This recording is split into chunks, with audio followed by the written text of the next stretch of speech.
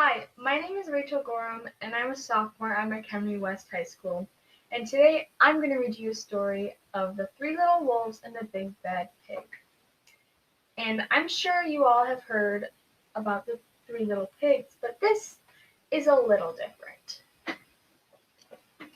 So, The Three Little Wolves and the Big Bad Pig by Eugene Trivizas and Helen Oxenbury. Once upon a time, there were three cuddly little wolves with soft fur and fluffy tails who lived with their mother. The first was black, the second was gray, and the third was white. One day the mother called the three little wolves around her and said, "My children, it is time for you to go out into the world. Go and build a house for yourselves, but beware of the big bad pig." "Don't worry, mother. We will watch out for him," said the three little wolves, and they set off. Soon they met a kangaroo who was pushing a wheelbarrow full of red and yellow bricks. "Please, will you give us some of your bricks?" asked the three little wolves. "Certainly," said the kangaroo, and she gave them lots of red and yellow bricks. So the three little wolves built themselves a house of bricks. The very next day the big bad pig came prowling down the road and saw the house of bricks that the little wolves had built. The three little wolves were playing croquet in the garden. When they saw the big bad pig coming, they ran inside the house and locked the door. The pig knocked on the door and grunted, little wolves, let me come in." "No, no, no," said the three little wolves. "By the hair on our chinny chin chins, we will not let you in, not for all the tea leaves in our china teapot." "Then I'll huff, and I'll puff, and I'll blow your house down," said the pig. So he huffed, and he puffed, and he puffed, and he huffed, but the house didn't fall down. But the pig wasn't called bad for nothing. He went and fetched his sledgehammer and he knocked the house down. The three little wolves only just managed to escape before the bricks crumbled, and they were very frightened indeed. "We shall have to build a stronger house," they said. Just then they saw a beaver who was mixing concrete in a concrete mixer. "Please, will you give us some of your concrete?" asked the three little wolves. "Certainly," said the beaver, and he gave them buckets and buckets full of messy, slurry concrete. So the three little wolves built themselves a house of concrete. No sooner had they finished than the big bad pig came prowling down the road and saw the house of concrete that the little wolves had built. They were playing battledore and shuttlecock in the garden. And when they saw the big bad pig coming, they ran inside their house and shut the door. "No, no, no," said the three little wolves. "By our hair on our chinny chin chins, we will not let you in, not for all the tea leaves in our china teapot." "Then I'll huff, and I'll puff, and I'll blow your house down," said the pig. So he huffed, and he puffed, and he puffed, and he huffed, but the house didn't fall down. But the pig wasn't called bad for nothing. He went and fetched his pneumatic drill and smashed the house down. The three little wolves managed to escape, but their chinny chin chins were trembling and trembling and trembling. "We shall build an even stronger house," they said, because they were very determined.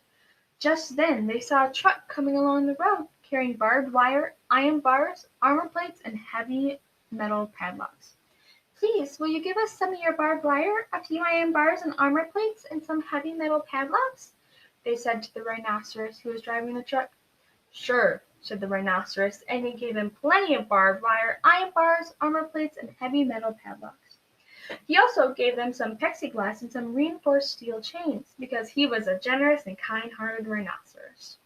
So the three little wolves built themselves an extremely strong house. It was the strongest, securest house one could possibly imagine. They felt absolutely safe. The next day the big bad pig came prowling around the road as usual. The three little wolves were playing hopscotch in the garden. When they saw the big bad pig coming, they ran inside their house, bolted the door, and locked all of 37 padlocks. The pig dialed the video entrance phone and said, "Little frightened wolves with the trembling chins, let me come in." "No, no, no," said the little wolves.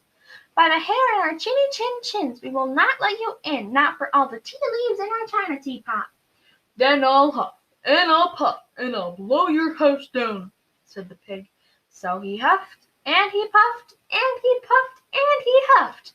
But the house didn't fall down. But the pig wasn't called big and bad for nothing. He brought some dynamite, laid it against the house, lit the fuse, and the house blew up. The three little wolves just managed to escape with their fluffy tails scorched. "Something must be wrong with our building materials," they said. "We have to try something different." "But what?"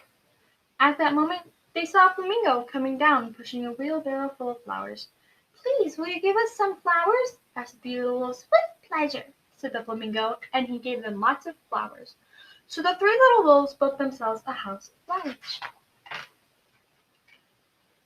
One wall was of marigolds, one of daffodils, one of pink roses, and one of cherry blossoms.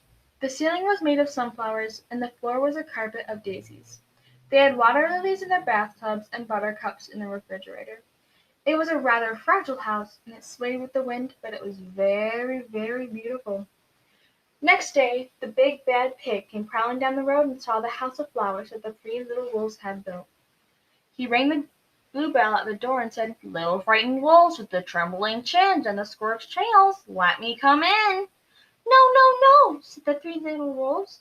"By the hair in our chinny chin chins, we will not let you in, not for all the tea leaves in our china teapot." "Then I'll huff, and I'll puff, and I'll blow your house down," said the pig. But as he took a deep breath, ready to huff and puff, he smelled the soft scent of the flowers. It was fantastic! And because the scent was so lovely, the pig took another breath, and then another, and then another. Instead of huffing and puffing, he began to sniff.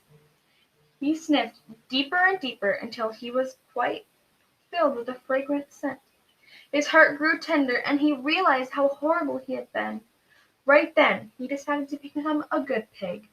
He started to sing and dance the tarantella.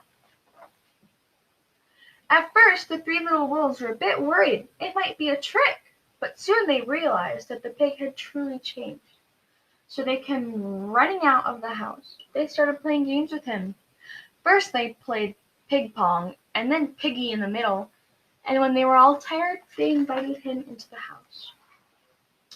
They offered him tea and strawberries and wolfberries and asked him to stay with them as long as they wanted. The pig accepted, and they all lived happily ever after. Now, that was a very good story. At least I think so. I like wolves, so I like the story. And I hope you have. And yeah. Okay, bye now.